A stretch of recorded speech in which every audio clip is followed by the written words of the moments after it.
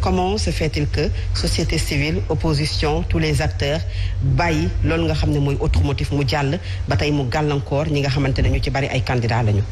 non mais autre motif dafa c'est clair lan la mooy autre motif aussi bu mu brouillé xelu Sénégalais yi dafa am rejet pour cause doublon mooy boo ma déposé si ñaari tour yow ma déposé sa parrainage nga pare nit ki pare na ma pare na Khady Colonel loolu mooy rejet pour doublon yeneen forme de rejet la ñu woowee autre motif mën nañ si lim ñett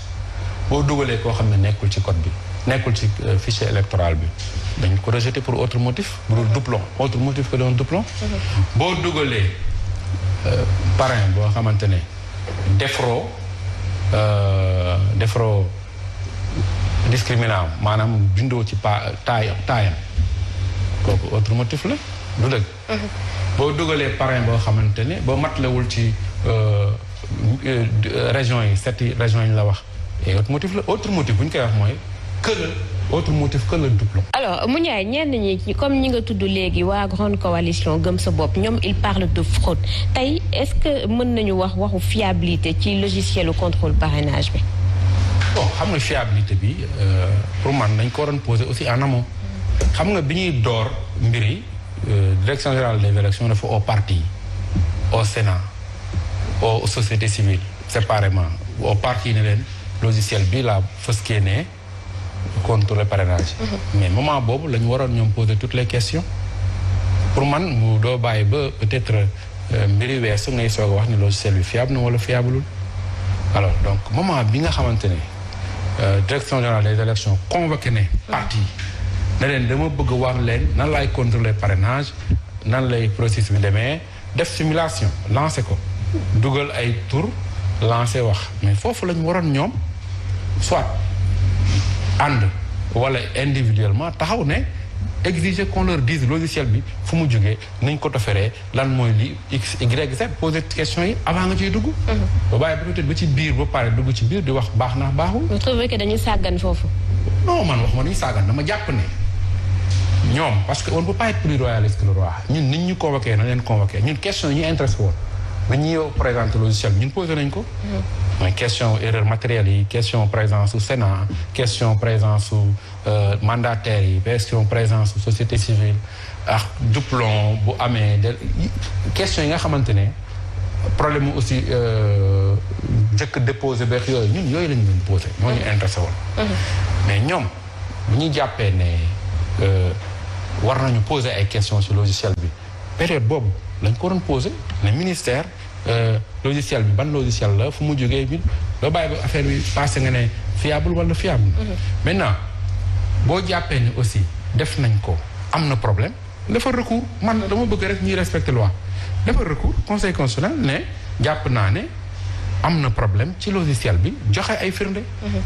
mais jàpp naa ne opposition bi waroon nañ gën a organiser wu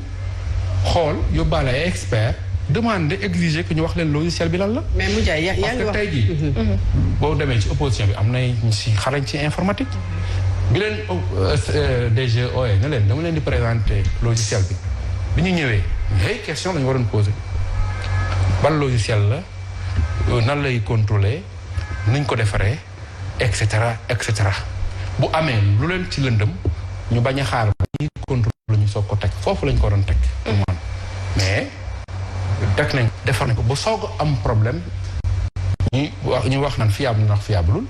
bu boobaa dafa recours. est-ce que aussi c'est pas la responsabilité de la direction générale des élections mu wan ñi nga xam ne mooy les candidats li nga xam ne moom mooy logiciel bi ñu xam bu baax a baax ban logiciel parce que coalition gëm sa bopp di wax ne dañu ko jox ay parrains yoo xamante ne nekkuñu Sénégal dans des pays yoo xamante ne moom soxlawu fa te it demandé wu fa sax li nga xam ne mooy parrainage nga jël ki nga xam ne mooy ànd nawle wax ne dañu ko jox même Kaolack bi nga xam ne Serigne Mboup maire la fa dañu ko jox ñoo xamante ne dañu leen bindal ne mësuñu nekk électeur alors que ñooñu dañu voté woon ci élection locale yi ñu génn donc autant de dysfonctionnement yoo xam ne ñoom acteurs yi wax nañu ko pour plus de transparence et de clarté est-ce que du direction générale moo waroon wane logiciel bi su ko defee ñoom ñu am confiance bu ëllëgee lii yëpp du ci am. waaw mën nga ma wax loolu aussi loolu xel mën na ko nangu waaye ñoom tamit bu ñu leen ko waroon tam ñu laaj ko yow boo ñëwee war nañu la ko laaj ko boo ñëwee li nga am droit war nañu la ko laaj ko mais logiciel bi wax leen man doo xaar ñu wan la ko peut-être bu fekkee ne danay jël rek exemple bu fekkee ne li nga jàpp ne am nga ci droit bu ñu la ko joxul laaj ko bu ñu ñëwee ñu leen di présenter logiciel bi bu ñu leen wanul ne logiciel bi techniquement lan la parce que expliqué nañ logiciel bi rek mais laajal li nga si war yëpp mais jàpp naa ne kaawu Bougane encore une fois et même kaawu Fadel Barro am na peut-être yoo xam ne ça pose des questions mais questions yooyu li am mooy ñu jël ko répertorier ko pour mën a def recours bu baax au niveau du conseil constitutionnel. mais lii yëpp est-ce que indi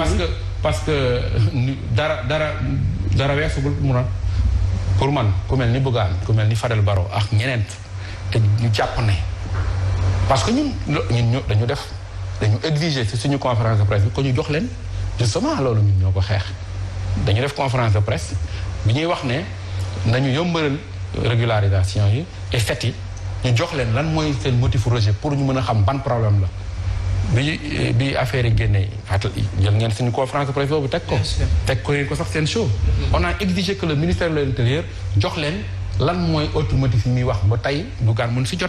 ça leur permet ñu mën a def ay recours yu mën a valable yoo xam ne recours yu mën a teg ay firnde la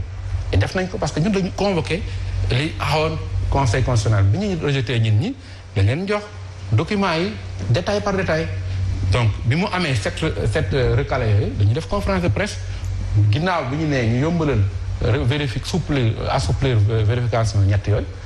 fait yi nga xam ne téye nañ leen dañ leen jox seen këyit wax lu tax ñu téye leen détail par détail ñu mën a def recours bu baax. mais est-ce que et donc ça leur permet justement de faire un bon recours au niveau du conseil constitutionnel. wanewul peut-être les failles wala boog jaay doole ci pouvoir bi jaay doole bi ci li nga xam ne mooy processus bi ñu bari jàpp nañ ne li ci am na ci yoo xam ne dañu ko biaisé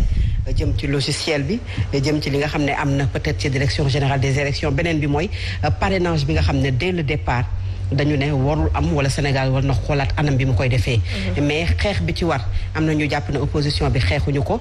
du faay yooyu moom moo feeñ tey ci li nga xamante ne moom mooy parrainage bi nga xamante ne ñu ngi ci digg daanaka lu jëm ci processus bi. oui il est clair que parrainage bi bari na faay yu ñu war a mën a corriger et loolu ñëpp ci war a taxaw ñu corriger ko parce que encore une fois parrainage du principe bi moo bon te defin bi la ñu war a améliorer parce que war nañu def ba nga xamante ne aussi 352 partis bu ñu nee ñu dem ci élection 352 bu ñu demee day compliqué. Il faut mu am filtre. Le parrainage quand même c'est un mal nécessaire il faut le dire xam nga dañuy waxante dëgg 47 listes c'était compliqué. tey jii bu ñu bàyyoon dem ay 100 listes nu ñuy def lan lañuy tegee bulletins yi même ci bureau de vote yi loolu aussi c'est un problème donc parrainage bi am na problème nañ ko gëstu gën ko di améliorer ñi nga xamante ne gis nañ ci ay failles comme genre Bougane yi je pense que il peut faire un très bon recours déposer ko conseil constitutionnel et conseil constitutionnel mën na ko jox dëgg. peut-être beneen boo xamante ne jëm na ci.